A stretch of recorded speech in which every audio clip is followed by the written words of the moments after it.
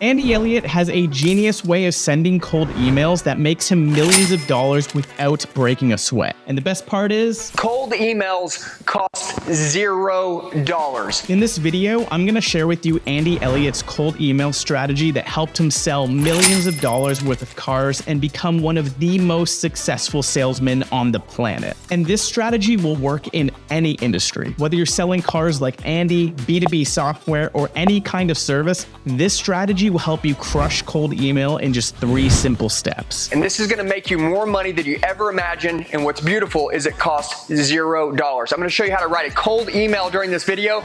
Get ready to be blown away. If you don't already know who Andy Elliott is, he's an ultra successful car salesman and renowned as the world's #1 sales trainer behind Elliott Sales Training, the fastest growing sales training company globally. And I've spent the last week analyzing Andy Elliott's cold email strategy, breaking it down into 3 simple steps. And there's one thing that he does to get people to respond to his follow-ups every single time. Step 1, build your prospect list. The first crucial step is to identify who to email by creating a targeted list of prospects. It's essential to reach out to potential customers directly, but randomly sending out emails is like shooting in the dark. A huge mistake that just wastes a bunch of time and resources. So here's where strategy comes into play. By building a precise prospect list, you ensure that your efforts are directed at potential buyers who are actually interested in what you're offering. Here's a simple way to build your targeted list super quickly. First, you're gonna go to Wiza.co and sign up for a free account. Once you have an account, head over to the prospect tab and then add some filters to narrow down your search. You can create personal filters like job titles, roles, locations, skills, and company filters like industry, headcount, or year founded. Once you've narrowed down your search to your heart's content, Wiza will give you the most up-to-date and real-time verified contact information for all of your prospects, so you can be sure that your message will actually reach their inbox. Yeah, it's pretty much magic. You can then export the list to a CSV file to bring it into your favorite spreadsheet or database tool, or sync it with your CRM of choice, or even connect it to thousands of other services using Zapier. So check out the link in the description to start building your prospect list for free. Go ahead, pause this video, and do it right now. I'm not going anywhere. In fact, you can just come back right where you left off. Okay, now that you've got your list of leads, it's time to craft your cold email. Now, this part is crucial because if you don't write good emails and you don't do this right, you know where your email is gonna end up?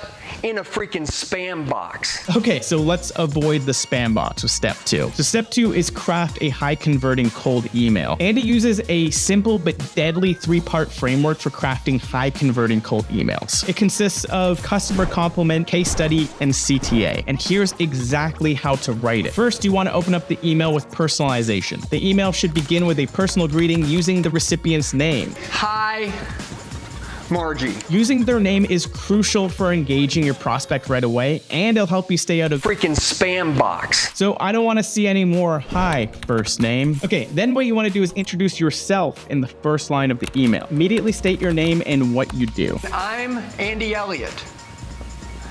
Identify yourself. Say who you are.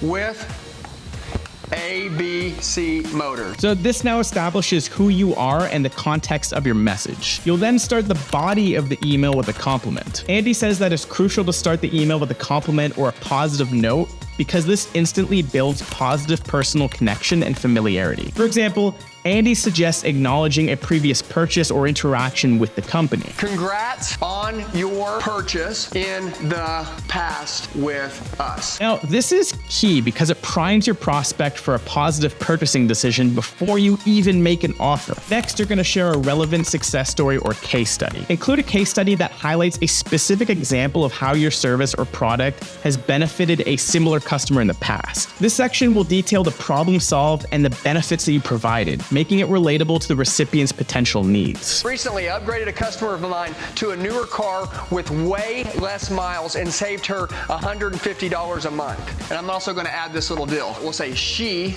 is so happy with the savings. Now you'll include a clear call to action. The email should end with a compelling call to action directing the recipient on what to do next. Andy suggests creating a desire to achieve similar results for your prospect as the case study in the section above. I would love to talk about doing the same thing with you. Now you'll follow up that call to action with a clear next step. Provide a simple, low commitment next step, such as offering to send over some times for a quick 30-second call. Would you mind if I sent you over a couple of free times where we could talk for 30 seconds? Andy suggests that you end the email with your contact information, making it easy for them to reach back out to you. So add multiple ways for them to contact you, including your email address, your phone number, your LinkedIn profile, your MySpace, your fax number, your carrier pigeon, just in case. Now the email is drafted, but every email needs an eye-catching subject line that grabs attention and evokes curiosity. If you don't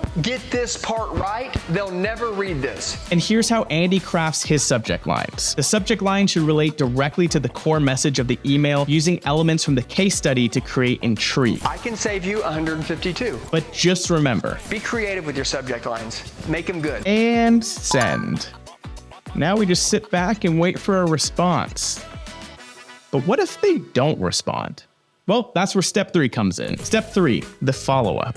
You send an email to somebody. What's the first thing they look at? The subject. Yep, we're right back at the subject line. And this is the most important part of the follow-up, because you first need to get them to click. Because no one's ever going to read this if they don't click. Now, there are so many ways to write a subject line for someone to click your follow-up. Maybe this is something I will save for a future video. But again, just remember. Be creative with your subject lines. Make them good. Now, once you do get the click, you want the follow-up email to be short and sweet. Andy suggests that your follow-ups should be no more than 2 to 3 sentence max. Here's what Andy suggests that you can include in your follow-up email. I would respond back with an email. Hey, Mr. Johnson, I saw that you reached out to me. I want to give you all the information you need.